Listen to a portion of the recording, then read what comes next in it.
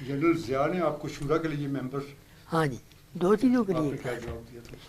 پہلے تو کمشنر کی معرفت چٹھی آئی گورنمنٹ آف پاکستان کی کہ آپ کا انتخاب کیا گیا ہے adviser to the president for minorities, آپ اپنا بایو ڈیٹا دے دیں۔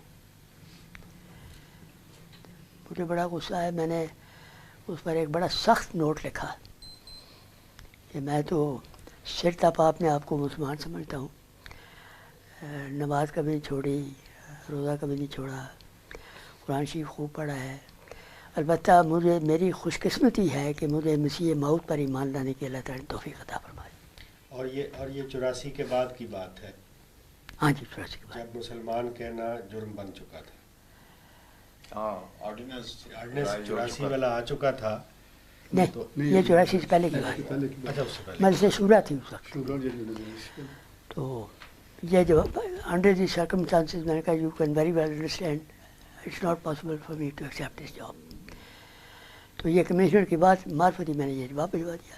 پھر بڑا تلخ تند الفاظ میں ایک خط آیا، اسی طرح یہ ایڈریس مجھے ایسے پروونشل امیر اس کی کاپی حضور کو اور ناظروں راما کو کہ کیوں آپ لوگوں کو باغی نہ قرار دے دیا جائے اور آپ کی زمینیں، آپ کی جائیدادیں یہاں ضبط کر لی جائیں، یہ وہ ہے، کیونکہ آپ بالکل حکومت کے کسی بات کو ماننے کے لیے تیار نہیں پایا۔ تو میں نے کہا یہ بغیر نام کے آ گیا۔ تو میں نے حضور کو بھی آیا تھا، پھر یہاں میٹنگ بلائی حضور نے، پھر اس کا جواب تم دے نہیں سکتے تھے، خلیفہ ثالث کے وقت کی بات ہے نا، جواب تم دے نہیں سکتے تھے۔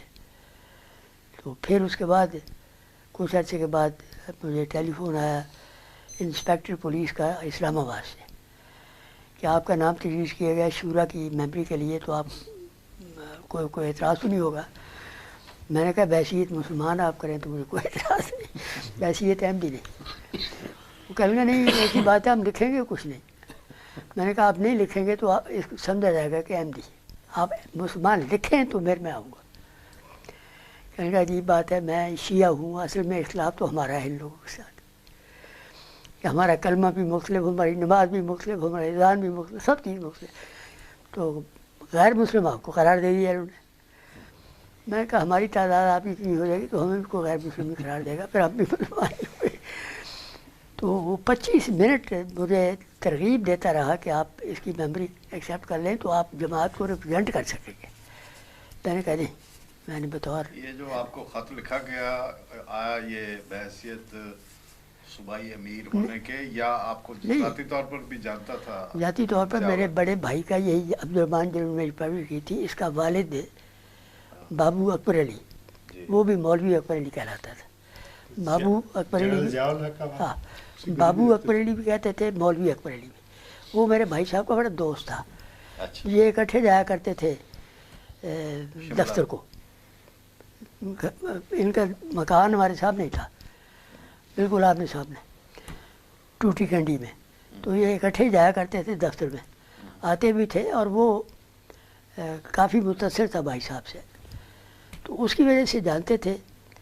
تو میرا ایک سوتیلا بیٹا ظہور الحق وہاں رہتا ہے، رامر پنڈی میں رہتا تھا، فوت ہو چکا بیچارہ، تو اس کی وہ ملتا رہتا تھا اس کو ضیاء الحق کو خوب، تو وہ ہمیشہ اس کی والدہ جو تھی وہ میرے مجھ سے پوچھتی رہتی اس کا کیا حال ہے، ضیاء الحق کی والدہ، تو جانتا تو وہ تھا۔ مجھے لوگوں نے کہا بھی کہ آپ کسی وقت مل لیں، کوئی شاید کوئی فائدہ ہی ہو جائے۔ میں نے کہا فائدہ اور طرح تلاش کریں، میں نے ملنا نہیں اس کو، میں نہیں گیا۔ پھر یہ آپ کے خلاف ہاں پھر اسے مقدمات، مثلاً میرے اسی بیٹے کی بیٹی کی شادی پر بھی آیا، تحفہ بھی دیا، ایک ساڑی دی، ایک اور یہ معذرت کی کہ میری بیوی اس وجہ سے نہیں آ سکی کہ آج فلاں جگہ جانا تھا اس نے۔ تو یہ 84 سے پہلے کی باتیں ساری۔